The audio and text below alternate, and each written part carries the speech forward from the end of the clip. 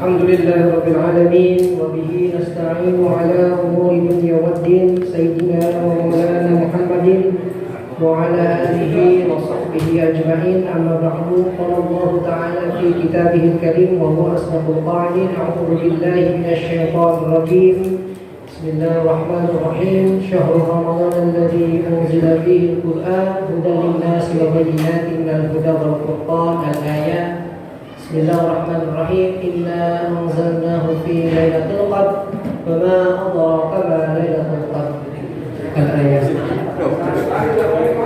Bapak Ibu sekalian yang saya hormati, yang saya banggakan, pertama-tama marilah kita memanjatkan puja dan puji syukur kehadirat Allah Subhanahu wa taala. Alhamdulillah, pada kesempatan malam hari ini kita diberikan sebuah nikmat yang selama 2 tahun terakhir ini kita rasakan sebagai nikmat yang sangat agung, yaitu nikmat sehat.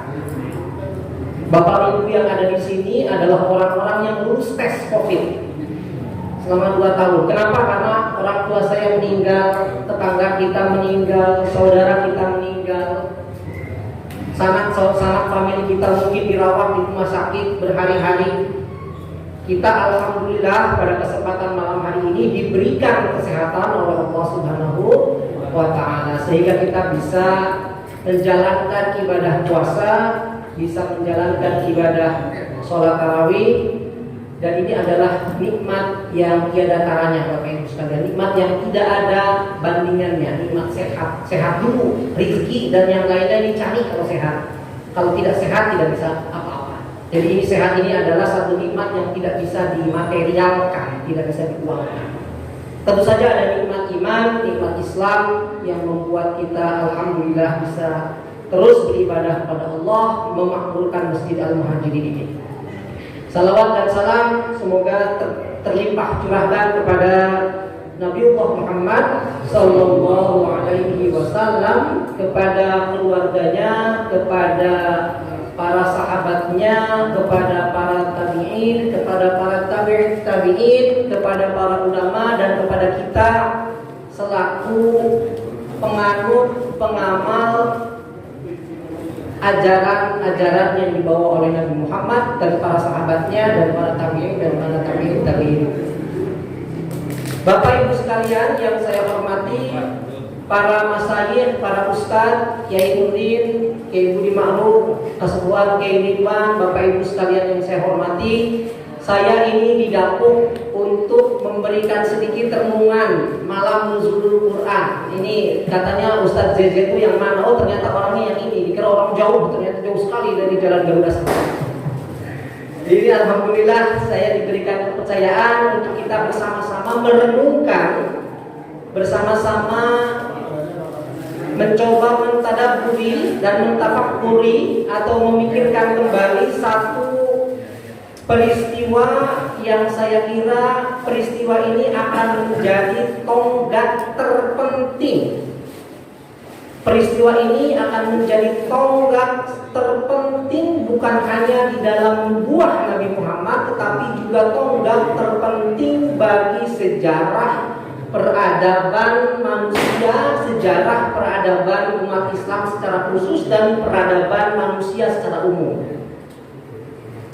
Kenapa ini tonggak terpenting Bapak Ibu sekalian? Karena Nabi Muhammad kalau dia tidak diturunkan wahyu Al-Quran kepadanya, maka dia tidak akan jadi nabi. Syarat nabi dan rasul itu dia menerima apa Pak? Menerima wahyu. Kita tes dulu basic knowledge-nya, pengetahuan dasarnya. Yang diturunkan kepada Nabi Muhammad apa kitabnya Pak? Al-Quran. Tapi yang diturunkan kepada nabi-nabi itu bukan hanya Al-Quran. Yang diturunkan kitab suci itu kan bukan hanya Al-Quran ya. Kita tahu di dalam pelajaran basic kita diturunkan kepada para nabi kitab-kitab dan sahifah-sahifah. Ada Taurat, ada Zabur, ada Injil, ada Al-Quran, dan ada sahifah-sahifah, ada sahifah Ibrahim. Sahifah itu lembaran-lembaran. Jadi dia tidak menjadi kitab, tapi dia hanya lembaran-lembaran saja. Mungkin ini bedanya kalau dibayangin oleh mahasiswa itu antara diktat sama buku. Yang satunya diktat, yang satunya buku, sama-sama dari wahyu dari Allah Subhanahu wa taala, tapi derajatnya yang 4 itu menjadi kitab. Bapak Ibu sekalian, menurut para mufassir, menurut para ahli tafsir, misalnya silakan Bapak baca di tafsir Rozi gitu atau di tafsir At-Tabari, ternyata yang diturunkan oleh Allah Subhanahu wa taala pada bulan Ramadan itu bukan hanya kitab suci Al-Qur'an. Semua kitab-kitab yang diturunkan kepada para nabi, kepada para anbiya, kepada para rasul itu diturunkannya pada bulan Ramadan. Taurat bulan Ramadan, Zabur bulan Ramadan, Injil bulan Ramadan, Al-Quran bulan Ramadan juga. Jadi semua kitab-kitab itu diturunkan oleh Allah Subhanahu wa taala menurut para mufassir pada bulan suci Ramadan. Jadi ini bulan yang betul-betul menjadi bulan yang teramat mulia. Karena pada bulan ini bukan hanya Al-Quran oleh Allah Subhanahu wa taala diturunkan kepada Nabi Muhammad, diwahyukan kepada Nabi Muhammad, tetapi juga semua kitab-kitab suci yang lain yang diturunkan oleh Allah Subhanahu wa taala kepada para nabi sebelumnya itu juga diturunkan pada bulan suci Ramadan. Karena itulah kenapa menurut para mufassir, menurut para ahli tafsir, bulan Ramadan ini akan menjadi bulan yang suci, bulan yang mubarak, bulan yang penuh keberkahan, bulan yang lebih baik dari bulan-bulan yang lainnya. Dan yang lebih hebat lagi Bapak Ibu sekalian, kalau kita renungkan Al-Quran, Al-Quran ini Bapak Ibu sekalian adalah kitab yang paling mulia dari kitab-kitab yang ada. Karena dia dianggap sebagai kitab yang merangkum keseluruhan ajaran-ajaran Nabi dan Rasul sebelumnya. Kitab yang paling mulia ini kapan diturunkannya Pak? Pada bulan yang mulia, yaitu bulan suci Ramadan. Jadi kitab yang mulia, paling mulia diturunkan pada bulan yang paling mulia. Kepada siapa diturunkannya? Kepada Nabi yang paling mulia, Nabi Muhammad Khatamul Anbiya wal Mursalin. Pada malam apa diturunkannya? Pada malam Lailatul Qadar yang disebut dalam Al-Quran Inna anzalnahu fi Lailatul Qadar atau Inna anzalnahu fi Lailatul Mubarakah. Jadi malam Lailatul Qadar itu malam yang mulia, paling mulia. Jadi malam paling mulia pada bulan yang paling mulia diturunkan kitab yang paling mulia kepada Nabi dan Rasul yang paling mulia, dengan tujuan ini menjadi pegangan umat yang paling mulia. Ibarat kata Bapak Ibu sekalian yang ngerti handphone, Al-Quran ini udah versi paling up to date, udah versi paling keren.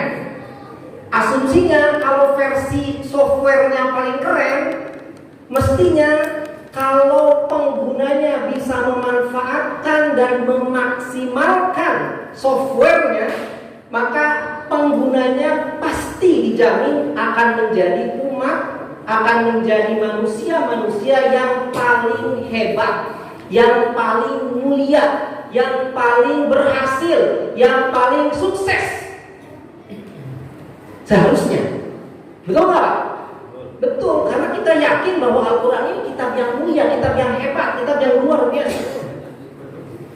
Harusnya kitab yang mulia, paling hebat, paling agung itu kalau dilaksanakan oleh orang-orang penganutnya, maka asumsinya penganutnya itu harusnya mencapai satu tingkat peradaban yang paling mulia. Pertanyaannya selanjutnya adalah, apakah kondisi umat Islam di dunia ini sekarang umat paling hebat atau enggak kira-kira? Kondisi umat Islam di dunia ini kira-kira paling maju enggak? Paling kaya enggak?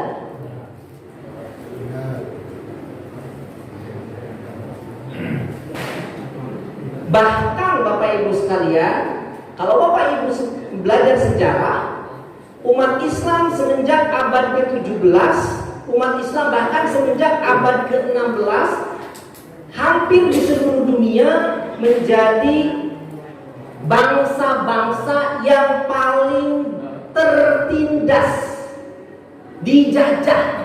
Indonesia dijajah Belanda, Malaysia dijajah Inggris, seluruh negara Afrika dijajah Prancis,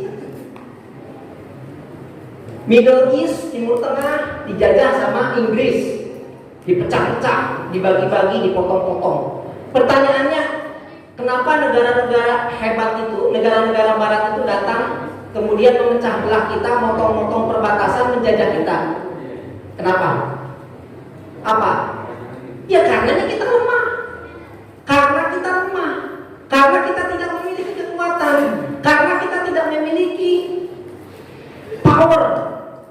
Karena kita tidak memiliki kecerdasan. Satu-satunya negara di Asia Tenggara, Bapak Ibu sekalian, yang tidak dijajah di mana coba? Thailand. Thailand itu satu-satunya negara di Asia Tenggara yang tidak pernah dijajah. Kenapa? Kenapa kira-kira Thailand tidak pernah dijajah?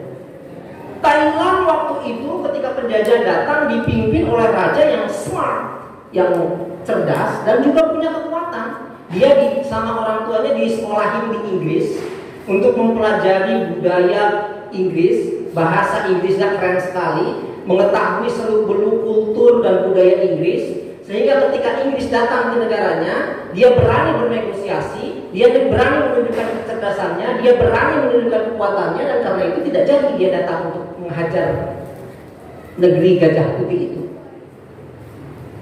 Sementara negara-negara lain, Sultan Aceh, Sultan Riau, semua sultan-sultan di kita mau tidak mau perlahan-lahan tunduk. Intinya dari sisi sosio-historis dan sosiopolitik, umat Islam hampir 200 tahun terakhir ini dalam kondisi yang sangat memprihatinkan. Dari semua aspek, Pak, dari semua aspek. Ekonominya, politiknya, sosialnya, budayanya, ilmu pengetahuannya, teknologinya, nggak ada bagus-bagusnya. Nggak ada bagus-bagusnya, bukan saya jelek-jelekin. Saya ini kebetulan baru pulang sekolah dari Amerika, dapat rezeki beasiswa dari pemerintah Indonesia, masuk di Fakultas Hukum di UCLA. Dari berapa ratus mahasiswa yang kuliah bareng saya, kayaknya yang muslim cuma saya. Yang lainnya orang Amerikanya. Yang paling banyak mahasiswa asing itu dari mana? India, Cina, Korea, Jepang. Saya tidak menemukan mahasiswa misalnya dari Qatar. Saya tidak menemukan mahasiswa dari Saudi. Ada mungkin di fakultas lain, tapi kebetulan di fakultas saya tidak ada. Ada satu orang ketika saya pulang, orang Saudi datang.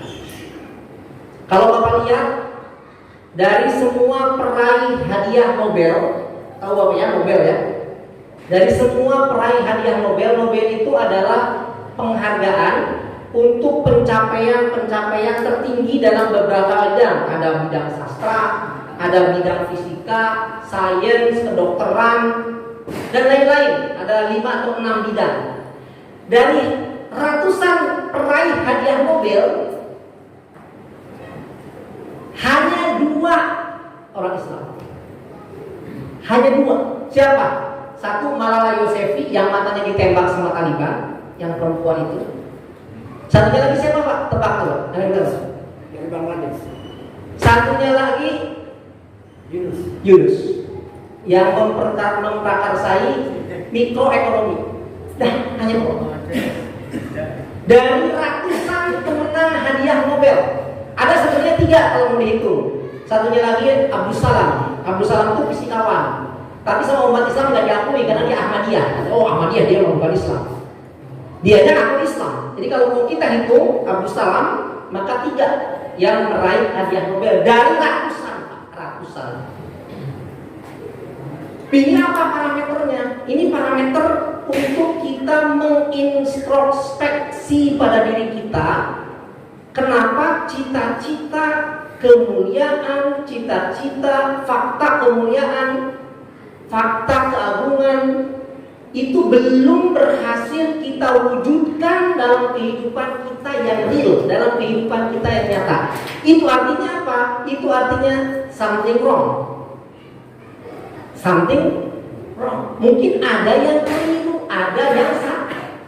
Dan para ulama sudah menyadari ini, dan karena itu semenjak tahun 1800-900 ada gerakan-gerakan pembaharuan di Afghanistan, di Pakistan ada Jamaluddin Al-Afghani, ada Muhammad Abduh, ada Rashid Ridha dan lain-lain. Di Indonesia para ulama berkumpul buat Nahdlatul Ulama. Nahdlatul Ulama itu artinya apa sih? Ulamanya tidur terus, suruh bangun, bangun. Nahdlatul itu artinya bangkit, biar pada bangkit semua, enggak tidur terus. Ada Muhammadiyah dan lain-lain. Kesadaran itu udah ada bahwa kita ini sekarang ini terbelakang, tetapi memang tidak semudah membalikan tangan untuk merubah keadaan. Tidak semudah membalikan tangan. Salah satu penyebabnya menurut sebagian pemikir, penulis, para akademisi, itu adalah karena umat Islam meninggalkan spirit Qur'ani. Karena umat Islam meninggalkan spirit Qur'ani. Mungkin dia hafal tapi dia nggak paham. Banyak yang kayak gitu, banyak. Apa salah? Tidak. Hafal Quran bagus, jelas. Banyak sekali keterangannya, banyak dalilnya, banyak ayatnya yang mengatakan bahwa menghafal Quran itu dapat pahala besar. Tiap ayat dapat pahalanya. Itu tidak salah. Tahfiz Quran itu bagus sekali. Tetapi harusnya tahfiz Quran, hafalan Quran itu hanya langkah dasar, langkah awal, bukan langkah akhir. Langkah awal untuk apa?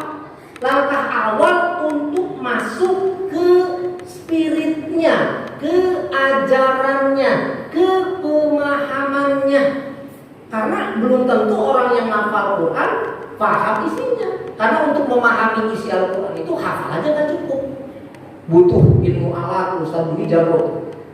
Ilmu alat, nahwu sorok, kalau mau lebih keren lagi, balaghah.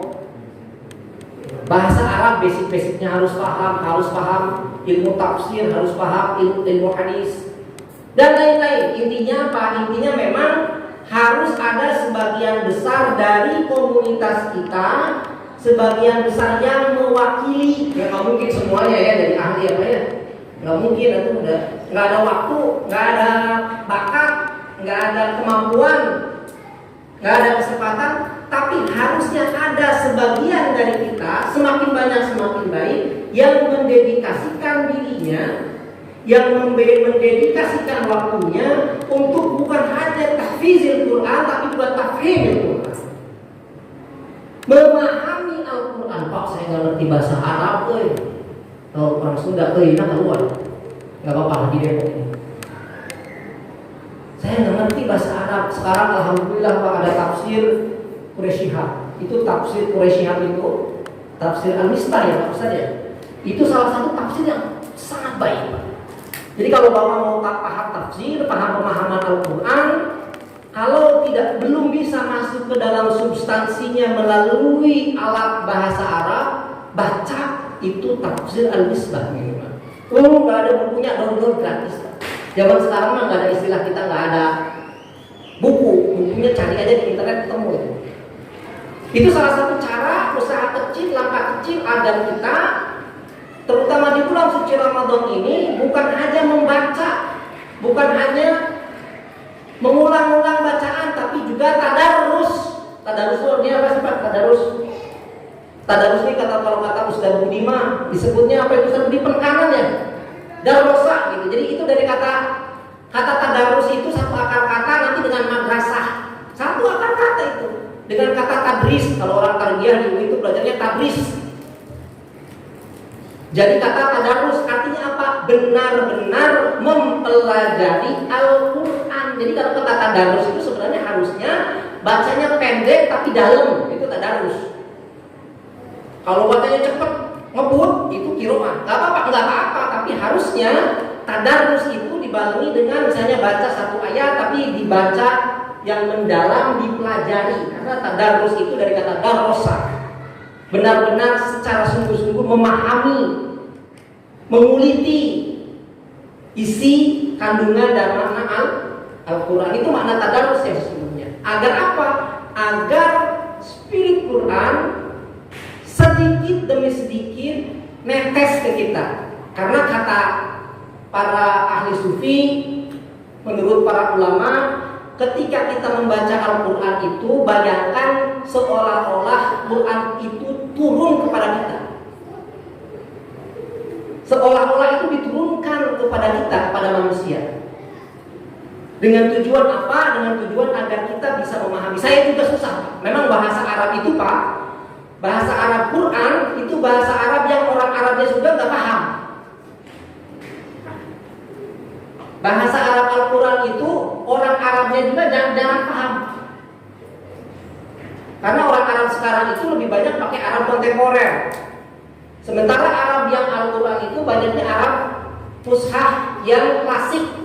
Karena itu orang Arabnya pun belum tentu betul-betul paham ayat-ayat Al-Quran kalau dia tidak membaca keterangannya. Jadi meskipun kita alim, mahasiswa belajar, memang bahasa Al-Quran itu sulit. Kita hanya bisa berusaha sekuat tenaga untuk bisa mempelajarinya sebisa mungkin, terutama di dalam rangka bulan suci Ramadan.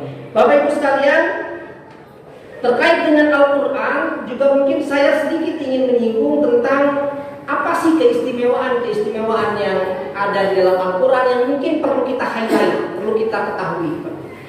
Ini disebut sebagai di dalam bahasa ilmu tafsir atau di dalam bahasa akademiknya disebut sebagai ijazul Quran. Ijazul Quran itu banyak ya, dilihat dari berbagai macam sisinya, dilihat dari berbagai macam aspeknya. Biasanya orang bisa melihat ijaz itu atau keajaiban atau keluar biasaan Al-Quran dari sisi ilmi, akademik, sisi ilmunya atau lughawi, kurang lebih. Ya, meskipun juga bisa dilihat dari aspek-aspek yang lainnya. Tapi yang paling penting yang juga menarik untuk kita renungkan, Al-Quran ini Bapak Ibu sekalian, menurut penemuan saintifik terbaru, ini terutama kalau kita pelajari di universitas barat. Karena kalau di universitas barat itu mereka mempelajari agama, mempelajari Quran, mempelajari hadis itu bukan sebagai keyakinan, tapi sebagai pengetahuan. Apa bedanya? Kalau keyakinan dan pengetahuan itu, kadang-kadang kalau dia menjadikan Quran dan hadis itu sebagai objek pengetahuan, maka dia nggak perlu merasa, kan kalau kita mah ada barrier ya. Kalau untuk mereka itu benar-benar dikuliti, nggak peduli. Karena buat mereka ya Al-Quran itu objek pengetahuan, bukan objek keyakinan. Nah, bahkan menurut para saintis atau para sarjana yang meyakini Al-Quran sebagai objek pengetahuan yang dia kuliti, Al-Quran itu Bapak Ibu sekalian adalah satu-satunya kitab suci yang otentisitasnya 99-100%. Menurut mereka tidak 100%. Kalau menurut mereka nggak berani. Tapi mereka itu ingin mengatakan di antara semua kitab suci, di antara semua kitab kuno, Al-Quran itu kitab kuno, diturunkan 1000 tahun yang lalu lebih. Di antara semua kitab-kitab suci itu, Al-Quran adalah kitab suci yang paling otentik, yang paling asli, terlepas dari adanya perubahan bentuk. Jadi Al-Quran itu mengalami perubahan bentuk, tapi dia tidak mengalami perubahan substansi. Sebenarnya tetap bentuk itu apa? Misalnya dulu ketika Al-Quran itu diturunkan, Pak, nggak ada titik, nggak ada fathah, nggak ada kasroh, nggak ada titik, nggak ada tasjid. Tak sama ya sama aja, ringkel aja. Ba sama nun nggak ada bedanya, shin sama sin nggak ada bedanya, zal sama dal nggak ada bedanya. Jadi kalau orang Arab lihat, kalau kita bayangkan itu ketika nulis Bismillah itu ya cuman ringkelnya aja, nggak ada ba, nggak ada sin dan lain-lain, nggak ada zaman dulu. Kenapa? Karena orang Arab tanpa titik-titiknya udah paham itu Bismillahirrahmanirrahim. Titik-titik itu baru belakangan ditambahkan. Untuk apa? Untuk membantu orang ajam. Apa itu orang ajam? Ajam itu orang-orang yang bukan orang Arab ketika Al-Quran itu mulai masuk ke Syria, mulai masuk ke Hindi. Hindi itu ke Indonesia, ke India. Karena dulu tuh Indonesia itu sebenarnya Hindi, East Hindi. Indonesia itu nama Indonesia belum ada, adanya Hind. Jadi kalau ada kata Hind di dalam bahasa Arab itu meliputi jazirah yang luas sekali dari mulai India sampai Malaysia dan Nusantara. Ketika Islam tersebar ke berbagai negara itu, orang Islam bingung ini bacanya gimana ini. Saya bingung ini baca ba apa bi gitu. Akhirnya ditambahin deh titik. Oke, biar nggak bingung ini bukan bismillah, ini bismillah. Tambahin titik di bawah. Kalau nun tambahin titik di atas 1. Kalau ya di bawah 2. Kalau tak di atas 2. Kalau shin titik 3. Kalau sin nggak ada titiknya. Itu titik-titik yang ditambahkan belakangan. Nah, udah lama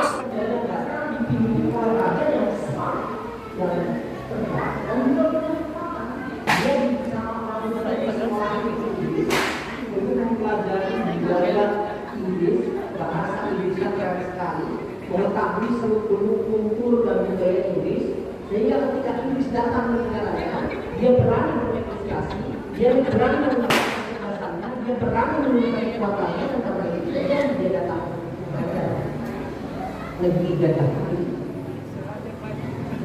Sementara negara-negara lain Sultan Aceh, Sultan Riau, sultan-sultan kita mau tidak mau perlahan-lahan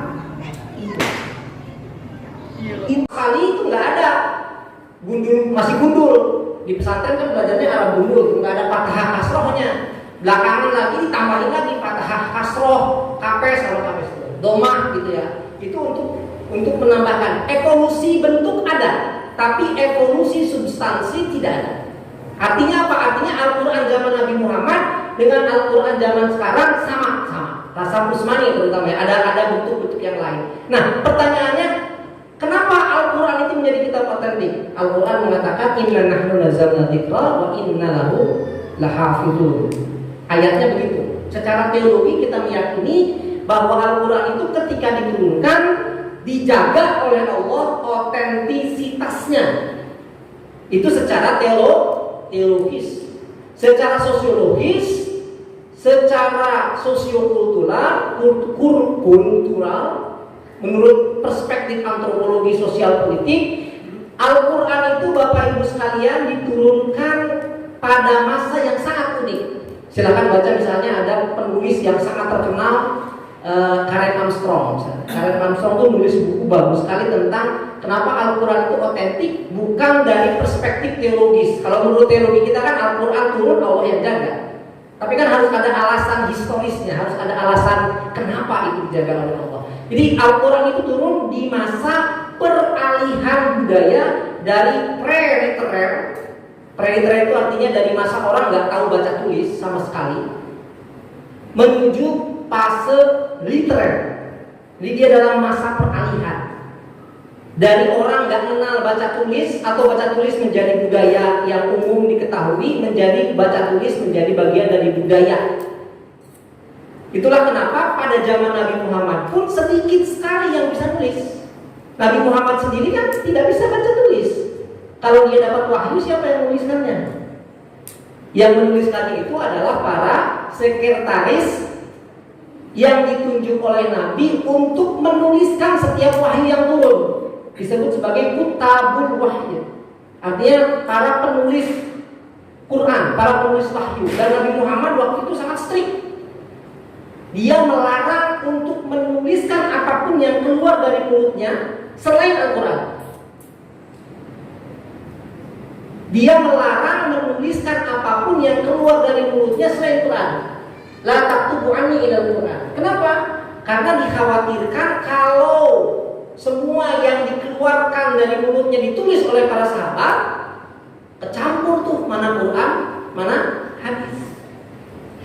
Itulah kenapa hadis itu memang menurut para ulama sekalipun muktabaroh, menurut ijma ulama, hadis itu baru dituliskan, dikumpulkan 100 tahun setelah Nabi Muhammad wafat.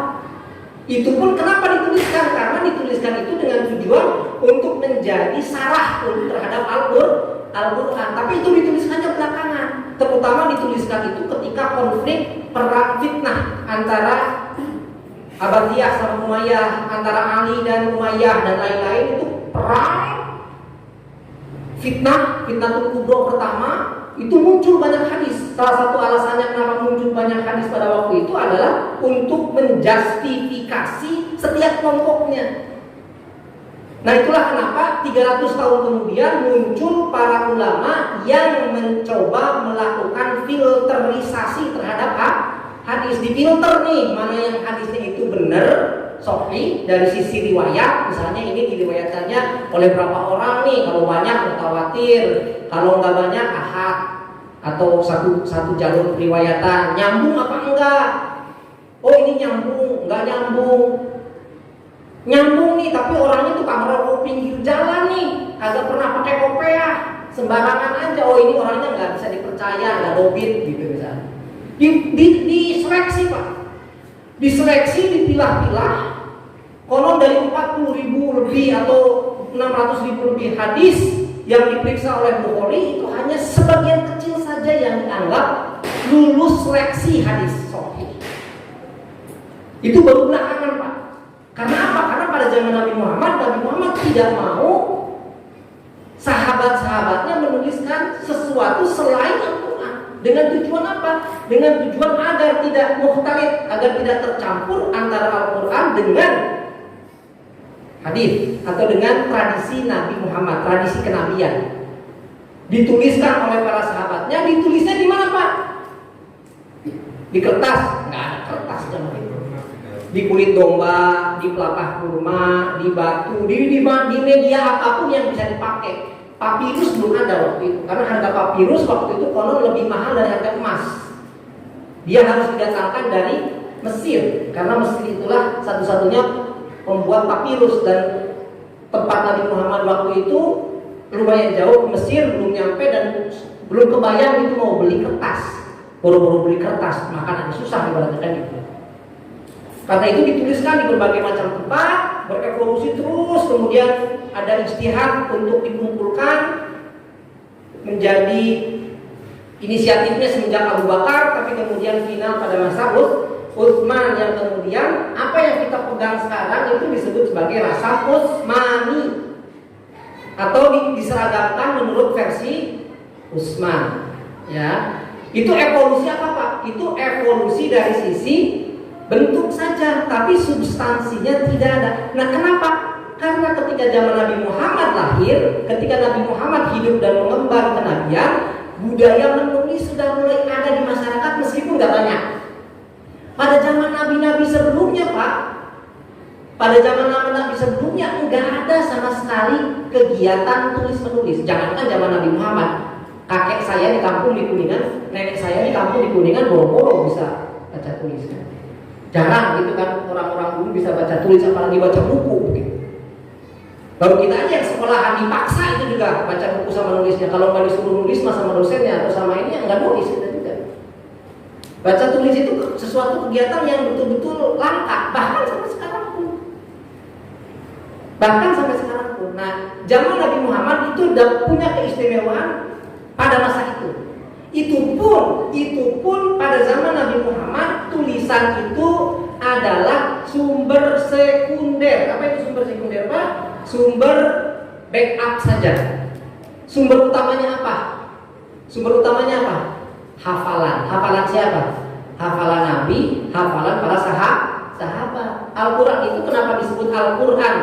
Coba, karena itu sesuatu yang harus dibaca. Qara'a yaqra'u Qur'anan, sesuatu yang dibaca, di-recite. Tulisan itu sampai 100 tahun pertama itu menjadi backup saja, bukan sesuatu sumber yang penting. Pada zaman Nabi Muhammad, Al-Quran itu tetap dasarnya adalah hafalan atau kepala para sahabatnya banyak yang meninggal karena perang, karena hijrah ke tempat lain, dikirim jadi jenderal di mana, semakin sedikit pecah-pecah. Oh akhirnya ini kalau nggak ada inisiatif untuk ngumpulin Quran bisa hilang. Bahkan saking khawatirnya Quran hilang pada masa itu, Bapak Ibu sekalian, kalau kita belajar tarikh di dalam hukum perang, misalnya saya betul belajar hukum perang, sampai 2 abad pertama dalam tarikh Islam itu ada larangan yang sangat keras dari para jenderal, bahkan Nabi sendiri melarang untuk membawa Quran ke medan perang. Jadi Al-Quran itu nggak boleh dibawa ke medan perang. Kenapa? Karena kalau Al-Quran dibawa ke medan perang takutnya hilang. Takutnya hilang, takutnya diambil oleh yang musuh. Jadi karena itu harus dipreservasi. Itu yang pertama, Pak. Jadi Al-Quran itu dari sisi otentisitasnya sangat luar biasa. Pertama karena secara teologis dijamin keotentikannya oleh Al-Quran, dan karena itu kalau ada yang mengatakan Al-Quran ini tidak valid, Al-Quran ini tidak sahih dan lain-lain, misalnya suka ada di YouTube itu yang aneh-aneh itu pasti orang itu nggak belajar, orang itu pasti nggak baca sejarah. Ini udah ijma atau kesepakatan, bukan hanya kesepakatan para ulama, tapi kesepakatan juga para saintis. Nah, yang kedua Bapak Ibu sekalian yang juga istimewa, Al-Quran ini adalah kitab suci, ya, kitab suci yang merupakan mukjizat yang diturunkan kepada Nabi, tapi mukjizatnya itu bisa kita rasakan. Itu hebatnya Quran. Mukjizat kepada Nabi Musa apa? Belah laut ya. Yang bisa melihatnya siapa? Yang bisa melihat cuma orang-orang yang bareng lari di laut. Orang yang tinggal di rumah aja kagak lihat tuh mukjizatnya. Hebat belah laut, tapi yang lihatnya cuma berapa orang.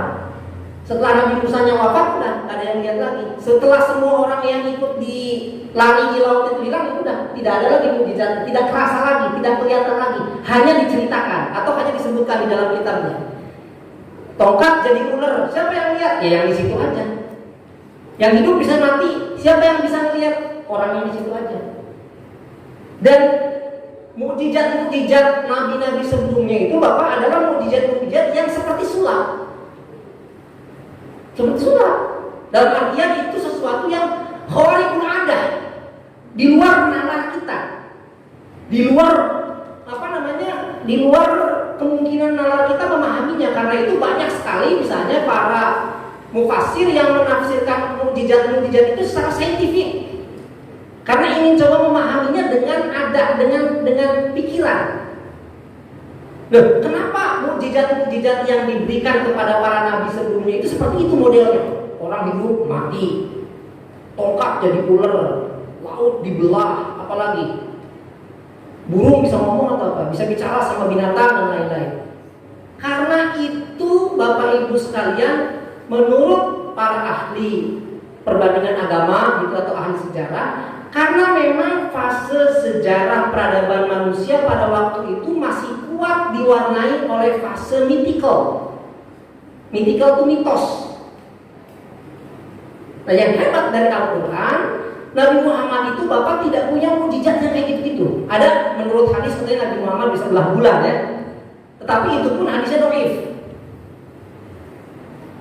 Yang menurut ijma, yang menurut kesepakatan masyhur, mukjizat yang diturunkan kepada Nabi Muhammad itu bentuknya buku. Coba bayangin mukjizat buku. Loh, kenapa mukjizat kok bentuknya buku?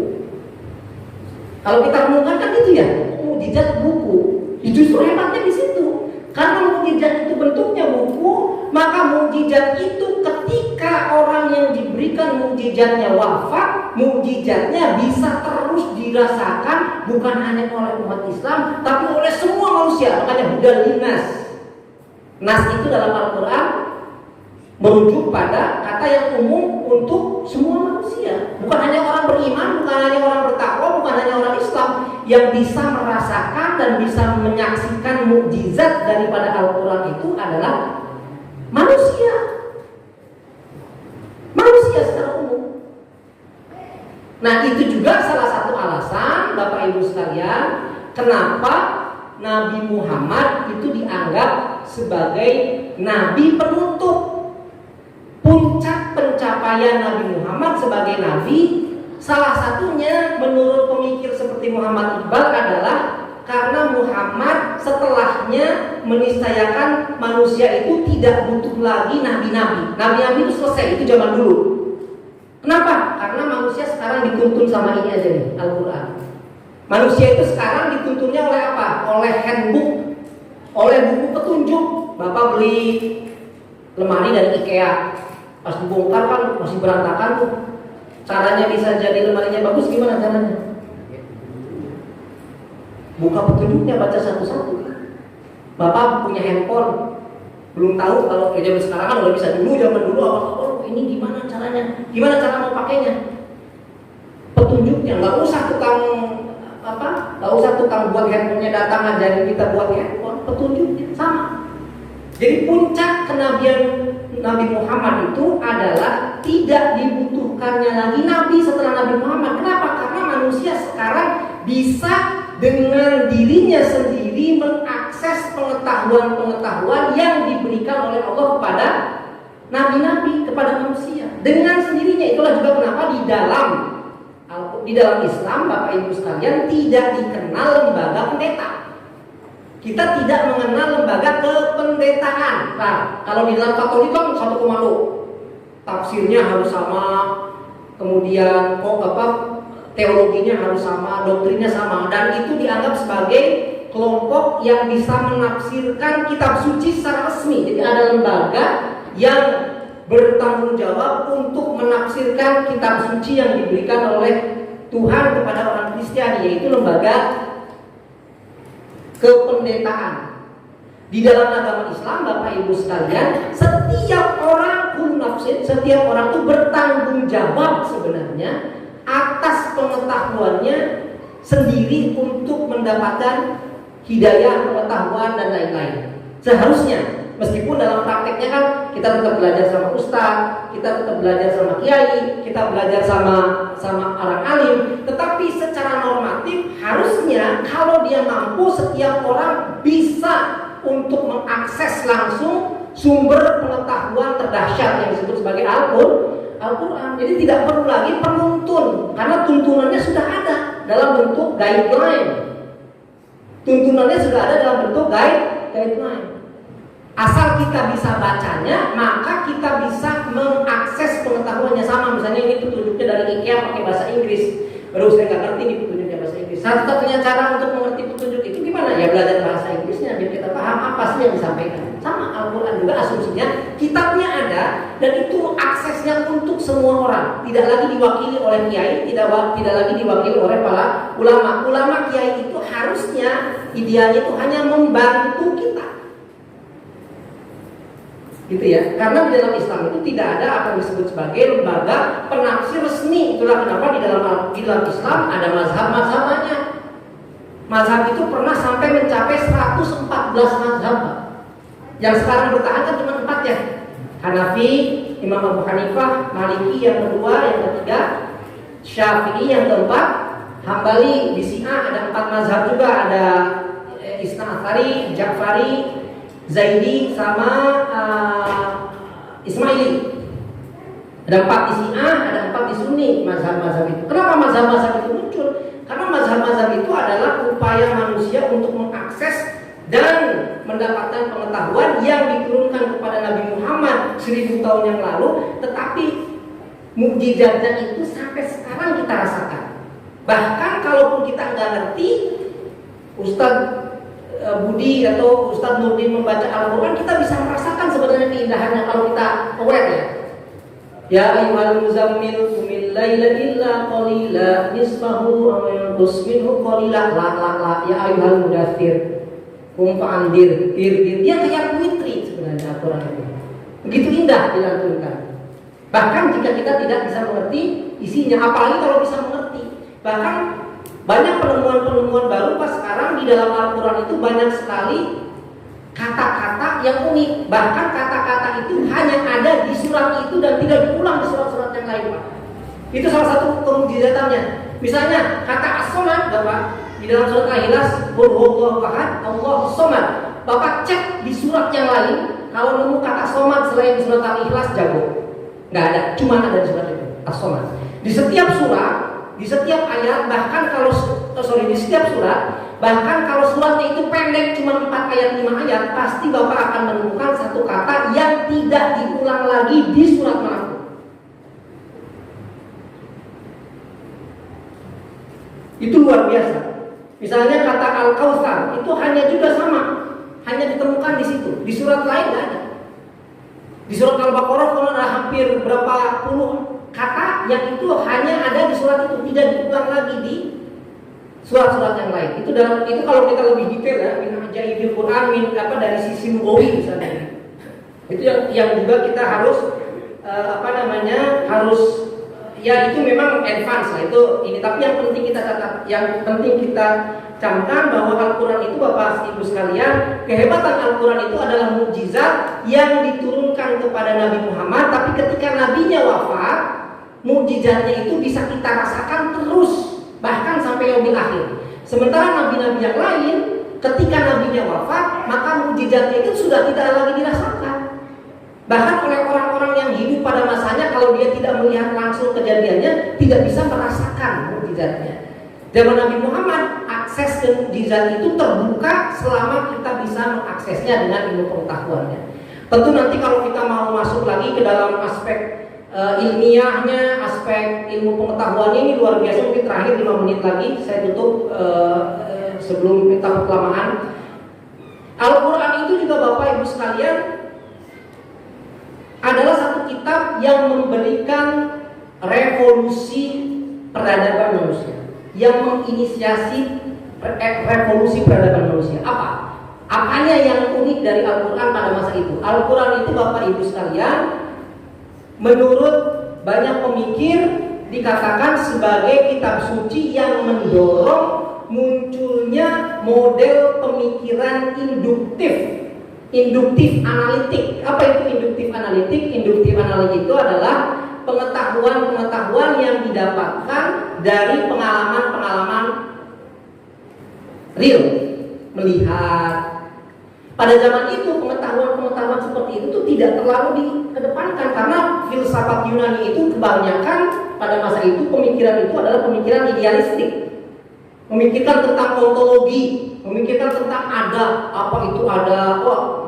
Yang kuliah pasti tahu, ada yang belajar tentang ontologi, tentang memikirkan hakikat dari alam raya itu apa itu hakikat dan lain-lain. Itu lama sekali sampai kemudian Quran datang, dan Quran itu memberikan satu lecutan kepada umat manusia untuk selain memikirkan yang abstrak-abstrak itu juga memikirkan sesuatu yang sepertinya sepele, tapi sesuatu yang sepele itu kalau dipikirkan itu akan luar biasa, karena itulah cikal bakal sains modern. Sains modern itu diawali dari apa sih Pak? Diawali dari penelitian-penelitian yang sepele-sepele, melihat fenomena berulang-ulang dilihat gitu ya. Al-Quran misalnya tadi ayat yang paling masyhur di dalam salah satu ayat yang sering dibaca gitu kalau imam sholat kan misalnya, afala yang duruna ilal ibili kaifa khuliqat. Apakah kamu nggak melihat bagaimana unta diciptakan? Itu hal sepele kan ya? Coba kamu pikirin gimana tuh unta diciptakan. Wa ila samai kaifa rufi'at, itu langit itu ngangkatnya itu gimana? Itu kan hal sepele, bukan hal sepele, hal real, bukan hal-hal yang abstrak. Wa ilal jibali kaifa nusibat, itu gunung itu pancangnya di mana dia nggak jatuh. Wa ilal ardi kaifa sutihat, dan bagaimana bumi itu dibentangkan, enggak tiba-tiba remuk atau enggak tiba-tiba lebur gitu ya. Jadi Al-Quran itu Bapak Ibu sekalian adalah kitab suci yang selain mendorong pemikiran-pemikiran idealistik, tapi juga kitab suci yang sangat detail, yang meminta manusia berpikir tentang waktu, berpikir tentang gunung, berpikir tentang langit, berpikir tentang matahari, berpikir tentang unta, berpikir tentang semut, berpikir tentang madu. Coba bayangin. Nah, karena trigger atau karena dorongan Al-Quran itulah kemudian mulai abad ke-3 Hijriah atau abad ke-12, 11 Masehi, muncul pemikiran-pemikiran filsafat yang merevolusi sains modern, sains pada waktu itu. Yang akibatnya atau hasilnya masih kita bisa rasakan, Pak. Kalau tidak ada penelitian saintifik modern yang di-trigger oleh Al-Quran, tidak akan ada komputer sekarang. Karena komputer itu dimulai dari algoritma. Algoritma itu bahasa Arab, Pak. Algoritm itu bahasa Arab. Al-Khwarizmi penemunya, ilmu algoritma. Optik, Pak, optik kamera optik untuk satelit, optik kamera, handphone. Ini siapa penemu pertamanya? Ibn Haytham. Kenapa mereka meneliti hal-hal seperti itu? Meneliti langit, meneliti bumi, meneliti unta, meneliti binatang. Ada kitab kedokteran yang sampai abad ke-19 masih dipakai di Eropa. Al-Qanun fi Tibb. Itu kitab kedokteran paling top itu. Semua induk ilmu kedokteran Eropa dan modern itu di situ awalnya. Al-Kulliyatu fi Tibb dan Al-Qanun fi Tibb. Kenapa itu meneliti? Karena pada waktu itu untuk para ulama muslim nggak ada bedanya dia meneliti Quran dengan dia meneliti kambing, dengan meneliti fisika, meneliti planet. Kenapa? Karena baik Al-Quran maupun alam raya itu sama-sama ayat Allah. Satu ayat Qur'aniyah, satu ayat kauniyah yang oleh Al-Quran pun disuruh untuk dikaji. Apalah tadakkarun, fadzakir, kan gitu selalu. Nah itu Bapak Ibu sekalian adalah spirit yang pada waktu itu merevolusi peradaban manusia, sehingga peradaban manusia dari model Yunani Romawi yang sangat idealistik dan abstrak dikembangkan oleh pemikiran-pemikiran Islam yang lebih real, lebih pragmatis, lebih realistis, lebih induktif, penelitian-penelitian yang real, yang nyata. Melakukan eksperimen-eksperimen, mengukur bintang, mengukur jarak, mengukur geografi, mengukur alam, mengukur binatang dan lain-lain. Yang itu kemudian dari penemuan-penemuan itu umat Islam mencapai masa kejayaannya di Baghdad, mencapai masa kejayaannya di Spanyol, di Granada, di Sevilla, di Cordova.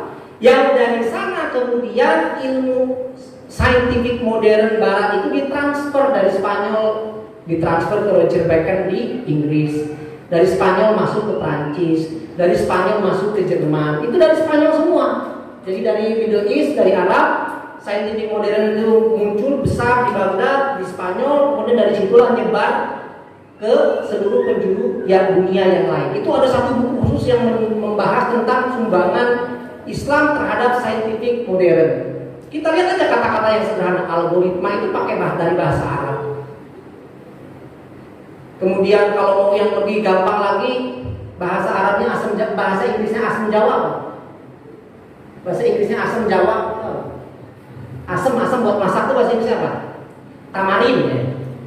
Tamarin kan? Tamarin itu orang kira bahasa Inggris, bahasa Arab. Tamr al-Hind. Tamr itu tamr, kurma. Tapi ini kurmanya asam karena dari India. Jadi ini kurma asam katanya. Tamr Hind karena kayak kurma. Masuk ke Eropa jadi tamarin. Yang buat bapak buat kopi, nyeduh kopi itu yang putih-putih apa namanya? Gula. Bahasa Inggrisnya apa? Emang itu bahasa Inggris? Itu bahasa Arab, sukarun. Yang buat orang mabok itu apa? Alkohol. Emang alkohol bahasa Inggris? Bahasa Arab, alkohol. Yang suka bapak makan tiap hari apa? Nasi. Bahasa Inggrisnya apa? Emang itu bahasa Arab? Emang itu bahasa Inggris? Bahasa Arab, aruz. Rice, ruz. Kalau mau dibedah banyak sekali.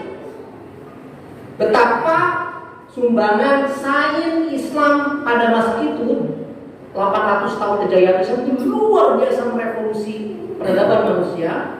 Tapi pada saat yang sama peradaban itu ditransfer ke peradaban lain, diambil oleh Roger Bacon, diambil oleh para pemikir di Inggris, diambil oleh para pemikir di Jerman, di Prancis. Kitanya tidur. Nah saatnya ke depan kita kembali pada spirit Al-Quran. Bukan hanya membaca Al-Quran. Kalau kita tidak bisa membaca Al-Quran, sebisa mungkin baca dari terjemahannya dan apapun. Syukur kalau ada anak kita, syukur kalau ada tetangga kita, syukur kalau ada saudara kita yang bisa lebih dalam mempelajari spirit. Makanya saya bilang spirit, ruh Al-Quran, bukan hanya lafaznya saja. Karena lafaz itu gampang. Ya susah juga, kita banyak juga yang belum lancar, tapi kan bisa ikro dan lainnya. Tapi lafaz itu level 1, level 2-nya yang advance-nya adalah memahami spiritnya, memahami ruhnya. Semoga kita ke depan tentu menjadi umat yang khairukum, ya, menjadi umat yang terbaik dengan mengedepankan spirit Al-Quran. Dan semoga malam ini menjadi malam refleksi kita bersama-sama memikirkan sedikit tentang hikmah di balik turunnya atau nuzulnya Al-Quran yang diturunkan kepada Nabi Muhammad, tapi mukjizat itu ada di depan kita, tinggal kita bisa atau tidak membedahnya. Yuk ke depan kita sedikit demi sedikit sebisa kita membedah itu isinya, agar kemudian itu berimplikasi pada peningkatan kualitas hidup, kualitas peradaban, kualitas umat Islam secara keseluruhan, bukan hanya di Indonesia tapi di seluruh dunia. Mohon maaf atas segala kekurangannya, kesalahannya dari saya. Sekali lagi mohon dimaafkan kalau ada kekurangannya. Mohon maaf juga atas waktunya terlalu lama. Billahi taufiq wal hidayah. Assalamualaikum warahmatullahi wabarakatuh.